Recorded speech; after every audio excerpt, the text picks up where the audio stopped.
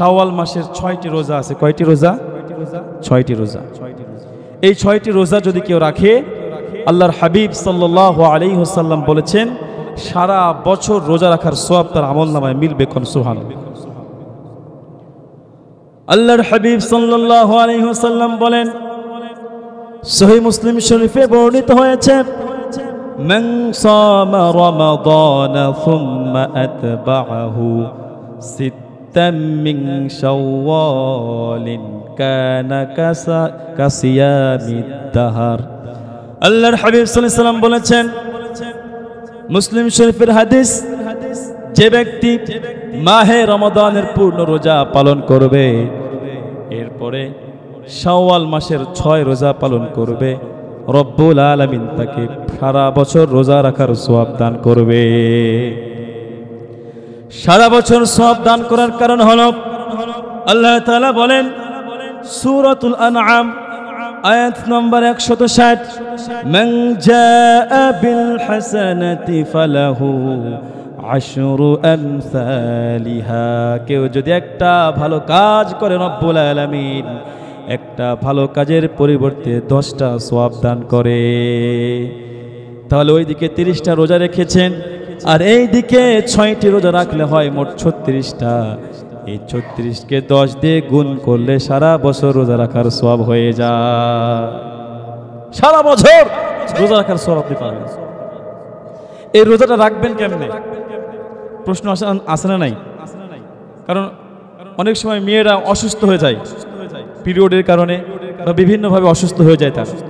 আবার অনেক পুরুষ সফরের কারণে, বিভিন্ন কারণে, অসুস্থতার কারণে অসুস্থ হয়ে পড়ি আমরা, ঠিক কিনা? তো তখন কিছু রোজা আমাদের বাদ যেতে পারে। তো ওই রোজাগুলি কাজা আগে তুলবো নাকি আগে শাওয়ালের 6 রোজা রাখবো? আল্লাহর হাবিব সাল্লাল্লাহু আলাইহি ওয়াসাল্লাম যেহেতু বলেছেন, যে ব্যক্তি রমজানের পূর্ণ রোজা পালন করবে, এরপরে 6 রোজা রাখবে। তো এখান থেকে বোঝা যায় যে রোজাগুলি কাজা হয়েছিল, এই রোজাগুলি আগে তুলতে হবে। যে রোজাগুলি বাদ পড়ে গেছিল, ওই রোজাগুলির কাজ আগে তুলতে হবে। এরপরে শাওয়ালের যে 6টা রোজা আছে, এই 6টা রোজা করলে আল্লাহ তাআলা ওই রমজান মাসের সমপরিমাণ সওয়াব দান করবেন। কোন সুবহানাল্লাহ। এবং সারা বছর রোজা রাখার সওয়াব পাবেন। কিছু কিছু মানুষ আছে যে এরকম প্রচলন আছে যে ভেঙে ভেঙে রাখতে হয়, একদিন পর পর রাখতে হয়, বা লাগাতার রাখতে হয়, এরকম কথা আছে। তো ভেঙে ভেঙে রাখলেও হবে, সমস্যা নাই। আবার যদি মনে করেন লাগাতার রাখবো, তাও কোনো সমস্যা নাই, কারণ কোরআন এবং সহিহ হাদিসে এরকম কোনো কথা উল্লেখ নাই। তবে যেহেতু ভালো কাজের সুযোগ সবসময় আসে না, আপনি আবার অসুস্থ হয়ে পড়তে পারেন। শাওয়াল মাস আপনি আর সুস্থ হইলেন না, তাহলে এই 6টা রোজা বাদ হয়ে গেল। এজন্য যত তাড়াতাড়ি উচিত আমরা এই শাওয়ালের 6টি রোজা রাখবো। পারা যাবে তো ইনশাআল্লাহ? আল্লাহ আমাদেরকে তৌফিক দাও, পড়ি আমিন। কালিউবি কিতাবে একটি ঘটনা আছে। একজন লোক, সে মদিনায় বসবাস করে 3 বছর ধরে। কয় বছর? 3 বছর। 3 বছর ধরে সে লক্ষ্য করতেছে যে একজন মানুষ দুপুরের সময় আসে, আসার পরে বাইতুল্লাহ আল্লাহর ঘরের পাশে 2 রাকাত নামাজ পড়ে, আল্লাহর ঘর তওয়াফ করে, তাকে সালাম দিয়ে চলে যায়। আবার পরের দিন এসেই তাকে সালাম দেয়, আল্লাহর ঘর তওয়াফ করে, 2 রাকাত নামাজ পড়ে, আবার তাকে সালাম দিয়ে চলে যায়। এসেও সালাম দেয়, যাওয়ার সময়ও সালাম দেয়। এইভাবে আসা যাওয়া করতে করতে তার সাথে একটা ভালো সম্পর্ক হয়ে গেছে। 3 বছর ভিতরে একদিনও সে অ্যাবসেন্ট যায় নাই, প্রত্যেক দিন সে প্রেজেন্ট। তো হঠাৎ দেখে একদিন সে নাই, পরের দিনও নাই, তার পরের দিনও নাই, এভাবে 1 সপ্তাহ নাই। উনি মনে করেছে হয়তোবা কোনো আত্মীয় স্বজনের বাসায় গেছে। দ্বিতীয় সপ্তাহতেও সে নাই। তো এভাবে 1 মাস হয়ে যাচ্ছে, সে আর কখনো আসে না। মাঝে মাঝে তার কথা মনে হয়। তো এক লোক তাকে এসে বলতেছে, তোমার একটা বন্ধু ছিল না যে প্রত্যেক দিন আসতো, আল্লাহর ঘর তওয়াফ করতো, তোমাকে সালাম করতো, এরপরে 2 রাকাত নামাজ পড়ে চলে যেত, এরকম একজন বন্ধু ছিল? ছিল। বলো, সে এখন মৃত্যুর শয্যায় সজ্জিত, তার কেউ নাই।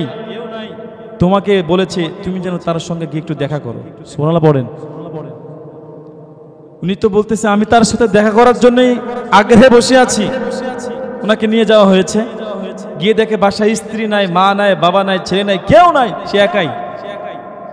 তো উনি বলছে ভাই আমি মৃত্যুর শয্যায় সজ্জিত, আমি হয়তো আর বেশি দিন বাঁচবো না, কখন মনে হয় চলে যাব। তো তোমাকে আমি কয়েকটা ওসিয়ত করতে চাই। 1 নম্বর ওসিয়ত, আমার জানাজার নামাজটা তুমিই পড়ায়। এরপরে আমার জানাজার কাফনের কাপড়টা তুমিই পরায়, কবরের ভিতরে তুমি আমাকে শোয়াও। এরকম কিছু নসিহত করতে করতে শেষ বলে যে আমি যখন মারা যাব সেই প্রথম রাতটা আমার কবরের কাছে তুমি বসে থাকবা, লাক্কিন, আমাকে তুমি তালকিন দিবা যেন আমি ফেরেশতাদের সওয়াল জবাব এটা দিতে সহজ বোধ করি, সহজে যেন দিতে পারি। তো সে মেনে নিচ্ছে। আল্লাহর খেলা, সে ইন্তেকাল করেছে, ইন্নালিল্লাহ। তো কেউ যখন ওসিয়ত করে, এই ওসিয়ত পূরণ করা কি ওয়াজিব? বলেন কি ওয়াজিব? এখন সে কথা দিছে পূরণ করতে হবে। সম্মানিত সুধী, সে নিজে তাকে কাফনের কাপড় পরাইছে, জানাজার নামাজ মাশাআল্লাহ তিনি আদায় করাইছে, এরপরে কবরের ভিতরে তিনি শোয়াইছে। শোয়ানোর পরে ওই রাত, প্রথম রাত তার কবরে বসে থাকতে হবে, সে বলে গিয়েছে। সে তো আর আসতে পারবে না, সে কবরের কাছে বসে আছে। বসে থাকতে থাকতেই কিছুক্ষণ পরে তার চোখের ভিতরে ঝিমুনি ভাব চলে এসেছে। এই সময় সে একটা গায়েবী আওয়াজ শুনতে পাচ্ছে, এই তুমি এই মৃত মানুষকে পাহারা দিচ্ছ কেন? এখান থেকে চলে যাও, তার কবরের সওয়াল জবাব আমরা 6 জনে দেব। কোন সুবহানাল্লাহ। তো উনি ঘুম থেকে উঠে দাঁড়িয়ে দেখছে কেউ তো নাই। ধারণা করতেছে হয়তো বা শয়তান আসছিল ওসিয়ত পূরণ করতে দিবেন এর জন্য, শয়তান মনে হয় আসছে। তো আবার বসে আছে, আবার এরকম জীবনে চলে আসছে। আবার তাকে উত্তর ডেকে বলতেছে, এই এখানে মৃত মানুষকে পাহারা দেওয়ার কোনো প্রয়োজন নাই, তুমি এখান থেকে চলে যাও, আমরা 6 জন তার প্রশ্নের উত্তর দিয়ে দেবে। কোন সুবহানাল্লাহ। এভাবে তৃতীয়বার আসছে। তৃতীয়বার আসার পরে সে এবার বলেই ফেলেছে, তোমরা কারা 6 জন যে তোমরা উত্তর দিয়ে দেবা কবরের? সে বলল, গায়েবে আওয়াজ আসলো যে আমরা হচ্ছে সেই 6 রোজা, এই ব্যক্তি কখনো রমজানের পরে 6 রোজা অর্থাৎ শাওয়ালের রোজা ছাড়ে নাই। কোন সুবহানাল্লাহ। আমরা হলাম সেই 6 রোজা যে অত্যন্ত গুরুত্ব সহকারে এই 6টি রোজা আদায় করত, আমরা তার কবরের সওয়াল জবাবের প্রশ্নের উত্তর দিয়ে দেব। কোন সুবহানাল্লাহি ওয়া বিহামদিহি।